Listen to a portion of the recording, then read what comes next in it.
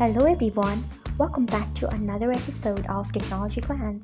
Today in this video, I'm going to guide you through how you can not accept requests by QR code on Emo HD. So let's get started. Firstly, open Emo HD app in your device. Then tap on your profile icon. Next tap on security and privacy. Then scroll until you find method for adding me. Next tap on it. After that, you can see the option of QR code. Turn off it by tapping on it.